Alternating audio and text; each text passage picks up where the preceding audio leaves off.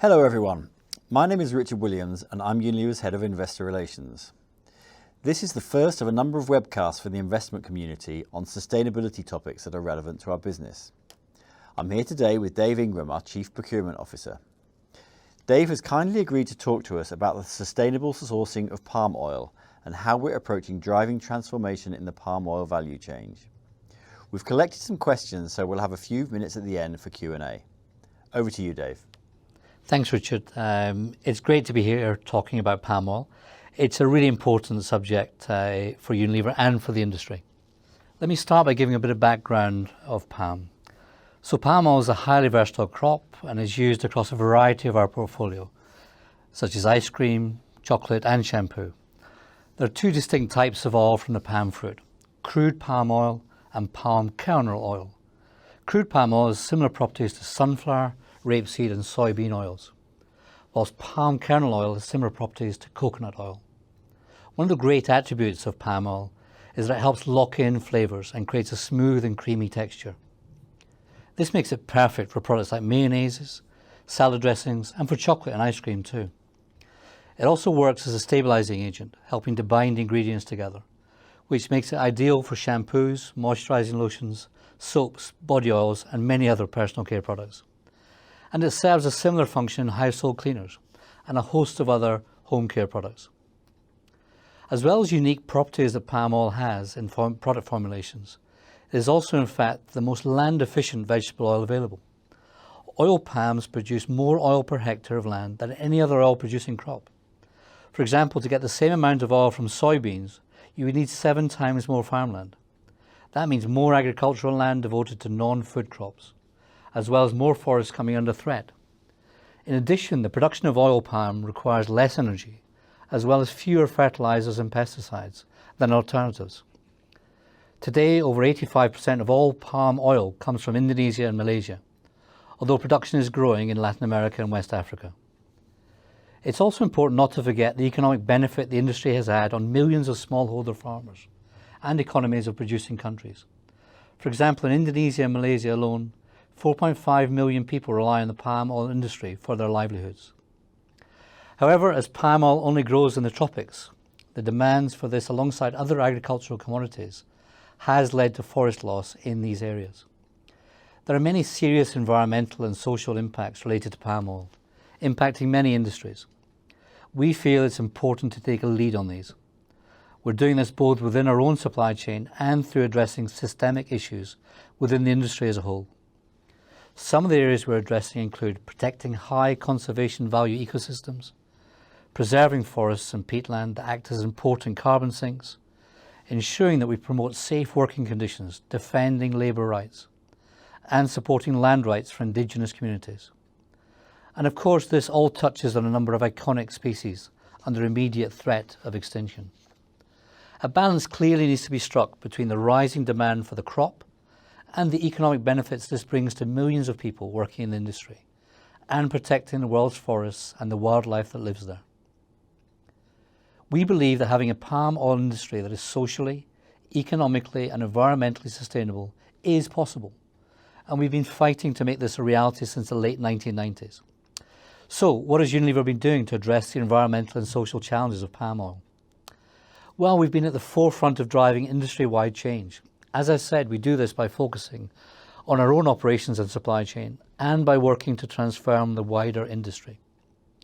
In 2004, we helped create the Roundtable on Sustainable Palm Oil, so-called RSPO, the only globally recognized certification standard to help drive sustainable production. We did this because we realized that no single business can turn the industry around. All those with a stake in the industry need to be involved. So the RSPO represents both growers and buyers, as well as mill operators, commodity traders, non-profit environmental and social groups, and other influential organisations. We were also a founding member of the Tropical Forest Alliance, a global public-private partnership in which partners take voluntary actions, individually and in combination, to reduce the tropical deforestation associated with sourcing palm oil, soy, beef, and paper and pulp. The Alliance is in a unique position to foster cross-sector collaboration based on a common understanding of the barriers and opportunities linked to deforestation-free supply chains. Certification is one of the ways to help to transform how palm oil is produced and traded, and the RSPO has played a key role in this. However, we don't think the certification alone is enough. We see certification as a floor, not a ceiling, and we know we need to go beyond it to transform the industry. A single approach is not suitable. Therefore, we have a number of different programs in place with our partners, as we strongly believe this is the most effective way to promote widespread change in the industry. In our own operations, we work closely with our suppliers. All of our suppliers need to adhere to our sustainable palm oil sourcing policy, which is a public document you'll find on our website with strong commitments to human rights and inclusion of smallholder farmers, amongst other requirements. We have also invested in the palm oil supply chain, giving us greater levels of traceability and the ability to engage more directly with farmers. In 2015, we opened our own $200 million palm oil refinery in Semanggi in Indonesia. And in 2018, we mapped all the suppliers, third-party suppliers and mills in our extended supply chain to really understand where our palm oil comes from. We made this information publicly available, and I'll speak to both of these activities in more detail a little later on. We welcome scrutiny on what we're doing. We've had a public grievance procedure for third parties to raise issues that may touch upon our supply chain, and we regularly publish updates to our grievance tracker on our website. This has enabled greater visibility of issues so that we can work with our suppliers and partners to resolve them. If we look towards the future, our ambition remains as strong today as it has been in the past, really to make sustainable palm oil commonplace.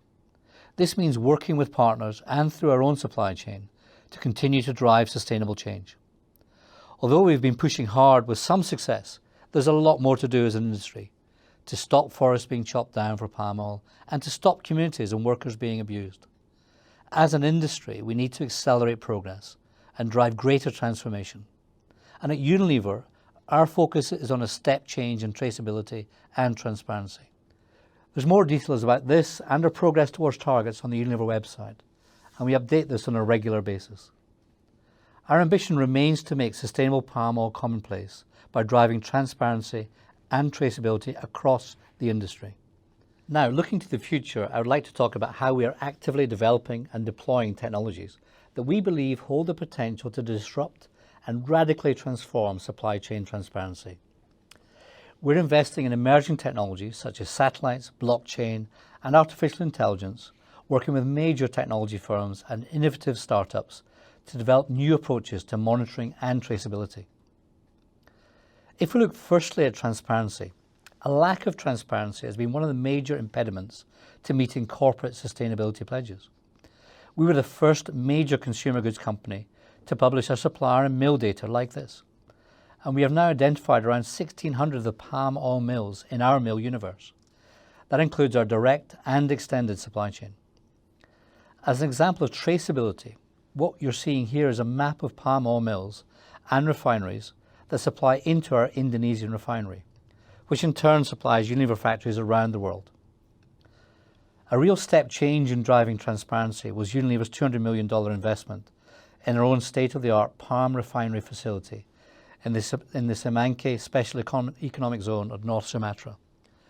This facility gives us the ability to be directly involved in the palm oil supply chain, creating transparency on where and how palm oil enters our value chain, as well as greater traceability by working together with partners and independent mills and bringing more smallholders into our supply chain. On traceability, our aim is to achieve full traceability for all the palm oil we buy, but there are clearly challenges. In the palm oil supply chain, palm oil may be traded repeatedly before we buy it, and not all the suppliers currently have the capability to trace back to source.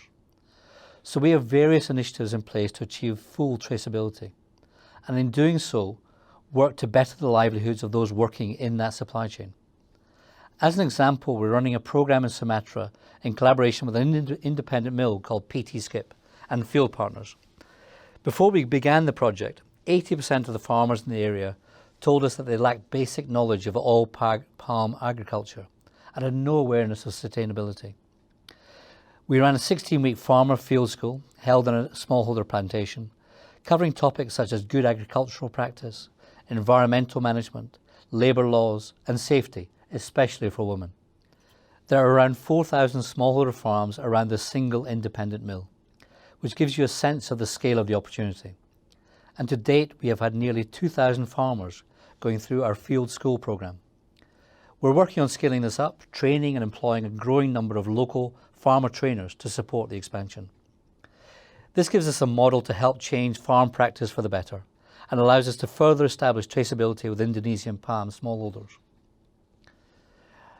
Now, another way we're tackling sustainable palm oil is to go beyond our own supply chain and support jurisdictional approaches to tackle deforestation, protect ecosystems, and achieve more optimal sustainability at a landscape level. Jurisdictional approaches is an industry term for multi-stakeholder projects, typically with support from local government that implement best practice on sustainability across an entire area. We are currently investing in 5 areas across Indonesia and Malaysia, collaborating with local governments to implement protect, produce, land use management models. This is with the aim of getting entire areas of the countries producing only sustainable palm oil.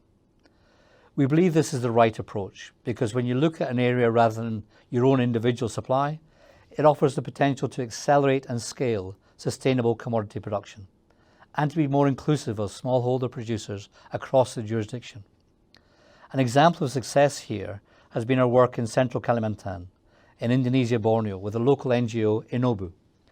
This has resulted in over 1,000 smallholder farmers being RSPO certified.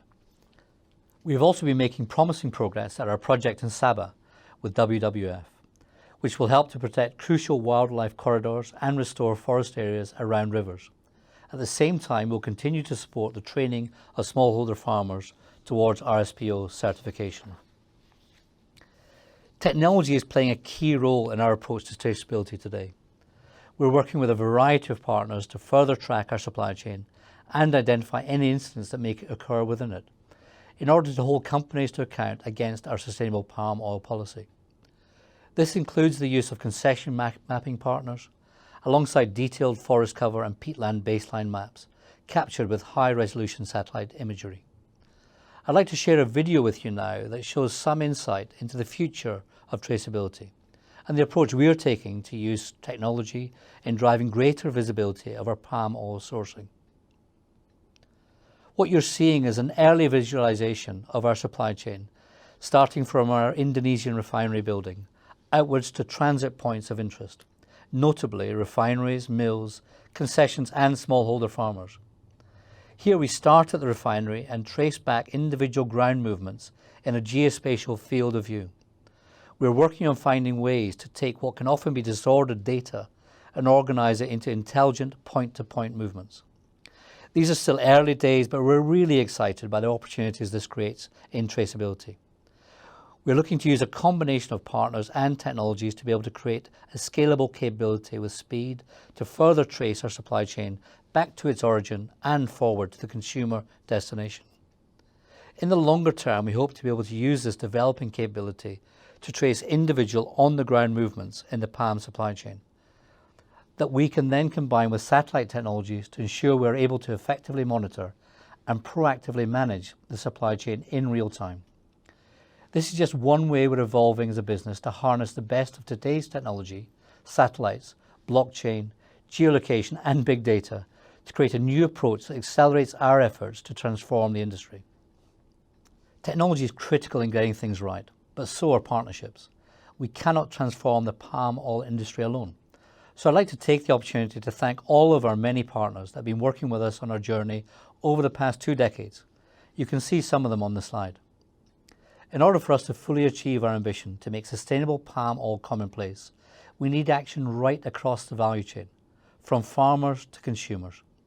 I hope this has given you a good perspective into what palm oil is, the economic and environmental advantages it can offer, the importance of sustainable palm oil production, and how we at Unilever are taking action to make sure that our palm oil use is sustainable and the industry as a whole is more transparent.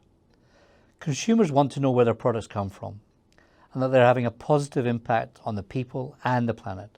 We really believe that a revolution in transparency and traceability is the best way to deliver this. Thanks so much for joining. I'd now like to take some questions.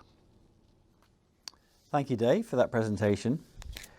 We put out a call for some questions before this, and I've had a number submitted to us, so let me just run through a few with you. The first one is on RSPO. You talked about it a bit in the presentation. We've had some questions about whether the standards go far enough to address issues within the industry. What do you think? Yeah, thanks, Richard. Look, it's a great point. We've actually been advocating for stronger standards, and our own approach aims to go well beyond RSPO minimums. I'm also really pleased that our work to advocate for a stronger RSPO standard was accepted during the last RSPO General Assembly in November 2018. These new standards include requirements on no deforestation, no development of peat, no exploitation of workers, commonly known in the industry as NDP. It also includes protection for high carbon stock areas, inclusion of smallholder farmers, and clearer indicators on things like living wages. We're already seeing a transition to this new standard, which will continue through 2019 and into early 2020. So tougher standards then. If we get tougher standards coming in, is there a risk that there will be less certified sustainable oil in the market? And if so, how will you deal with it? Yeah, look, the market has had some time to adjust to the new RSPO standards, and we're seeing a lot of work on the ground to make the transition happen. There's always going to be teething problems with new standards. We feel confident because we've had higher specified standards for our own procurement with our own responsible sourcing policy and palm oil policy. So we feel we're in a better position than many with our own supply chain. Okay. So just changing tack a little bit, you mentioned consumers in your presentation. Some of your competitors are making palm oil-free claims on their products. What's your view on this? Yeah, there are several alternatives to palm oil that we can use and sometimes do use in our products. However, we believe the right thing to do is to use sustainable palm oil in our products, not move away from palm oil entirely. As I've explained, the alternatives to palm oil can actually result in far more harm to the environment. This is also the position of WWF and the International Union for the Conservation of Nature, amongst others. We feel the right thing to do for people and the planet is to move towards a fully sustainable palm oil industry. Okay. So next question. How are your principles monitored and enforced? That must be a big undertaking for Unilever. Yeah. Look, as I discussed earlier, we use several different approaches to monitor our supply chains. We directly engage with our suppliers. We have a public reporting mechanism where we work with partners to look at what is happening on the ground. We're also using technology like satellites and geospatial analytics to look for deforestation and peatland development.